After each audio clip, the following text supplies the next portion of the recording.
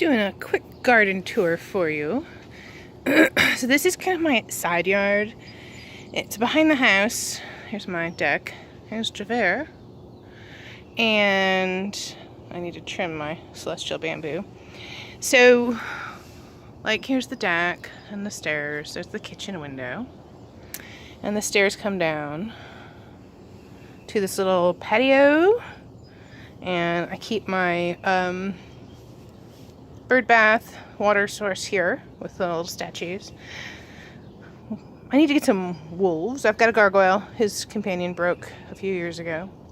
He was like a dollar sale at Michael's type of thing.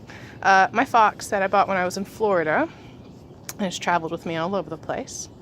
There's a couple of turtles and some foxes, and this is the little boy from Va's house that was sitting on the bridge. He lives here now.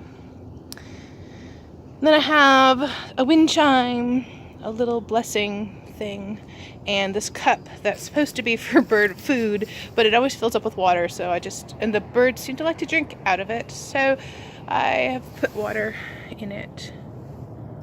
And then a little snacky around the side. And my main feeding station is over here. I've got a couple of suet blocks. These big rectangular ones are new. There's a little basket that I put snackies in, but it's going to rain, so there's only a few little peanuts in it right now because it also fills up with water.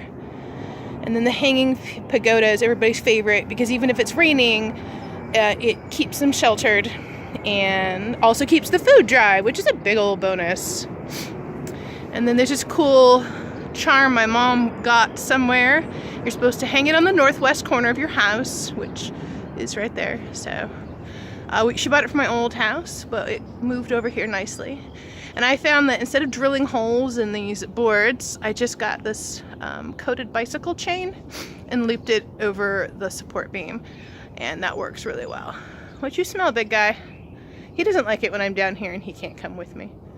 But he can't come with me because he can't be trusted. Down below is my neighbor's yard. Actually, our yard, this bent little tree right there, that's about the end of my property. The rest of this is my neighbor's property. But they're cool, and we play down there all the time. We sort of take the creek, that's a creek bed down there, as sort of our unofficial end of the property. But as you can see, they have a separated garage back here, and that's totally on their property. There's a couple of neat outbuildings from when this was a farm, back in the late 1800s, early 1900s. That's kind of on the other side of their garage, and you can't see it from here, but it's super cool. And this dead pine on the property line, I don't know.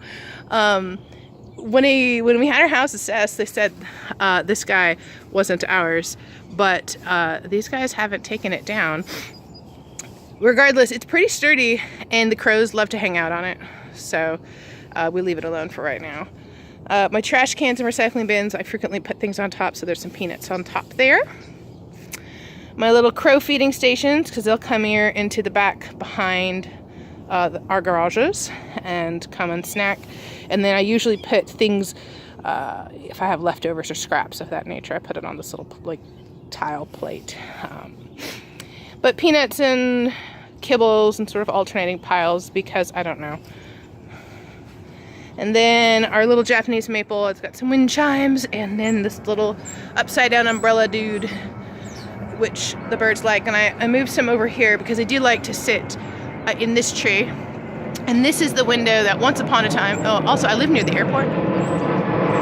So this happens a lot. Alright, so this is the window that's over my kitchen counter. Once upon a time it was where the kitchen sink used to be, so it's the oversing window, but they moved the sink to an island in the center, and now it's just over my kitchen counter, which is cool though because they'll hop up in the branches, and if I'm working like chopping or organizing or whatever and doing kitchen-y things, I can still see them out that window, which is lovely. So, and then there's this outdoor shower because the people used to boat and fish and things, so there's a little platform, and they obviously had a hose or something that ran to the spigot, which is under here, which is covered up because it's been code. And then poor old St. Francis, he has seen some things. He's now missing both hands, and has some serious cracks in him. But I love him, and until he disintegrates completely, he will be my garden companion in all his rough shape. So that's like my little backyard area.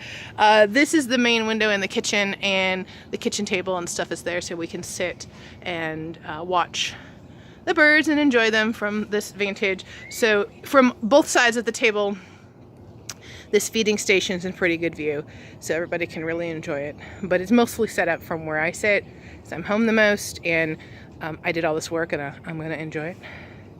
Oh, and then I usually just put out for the ground feeders and the chipmunks some goodies, just some of the regular mixed bird seed on the ground here. So you can see there's a million sunflower seed shells, and it's wet because somebody knocked over the bird bath last night.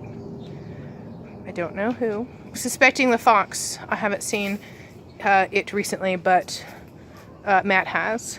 Yay, the fox.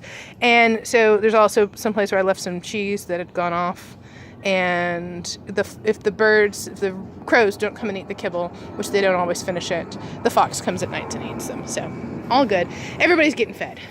All right, well, that concludes our, and oh yes, this was because I filled up the feeder. I didn't want to unwrap the spigot and deal with it, so I just carried a big pitcher of water down. Alrighty, so that's the yard and the bird feeders, and so you see a lot of this framed in the pictures I take, since majority of the time I'm taking them from the kitchen window.